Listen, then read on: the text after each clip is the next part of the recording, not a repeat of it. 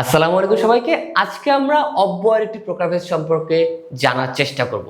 অব্যয়ের অনেকগুলো প্রকারভেদ রয়েছে, তার মধ্যে আজকে আমরা দেখব সমুচয়ী অব্যয় আমরা কোনটাকে বলে থাকি। সমুচয়ী অব্যয় যেখানে একটি শব্দ দ্বারা বা একটি অব্যয় দ্বারা আমরা এক বা একাধিক বাক্যকে যুক্ত করে থাকি, যার মধ্যে সম্পর্ক তৈরি করে থাকি। আমি উদাহরণস্বরূপ দেখতে পাচ্ছি, প্রথমে আমি একটা উদাহরণ রেখেছি যেখানে তিনি সৎ তাই তাকে সকলে সম্মান করে। সুতরাং তোমরা দেখতে পাচ্ছ এখানে তিনি সৎ একটি বাক্য এবং সকলে সম্মান করে আরেকটি বাক্য, যেখানে আমি তাই দ্বারা এই দুটো বাক্যকে যুক্ত করেছি।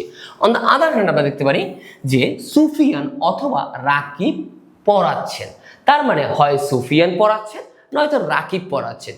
আমি দুজনের মধ্যে একজনকে বোঝাচ্ছি। এখানেও কি দুটো বাক্যের মধ্যে সম্পর্ক তৈরি করা হয়েছে। এবং লাস্ট উদাহরণ আমরা দেখতে পাচ্ছি তিনি পর্দা করে কিন্তু নামাজ পড়ে না। এখানে কিন্তু দ্বারা কি করা হয়েছে, এখানে কিন্তু দ্বারাও এই দুইটা বাক্যের মধ্যে সম্পর্ক তৈরি করা হয়েছে, যেখানে ওনার কাজটা করা উচিত কিন্তু সে কাজটা করতেছে না। লাইক সে পর্দা করে কিন্তু সে কি করে না, নামাজ পড়ে না।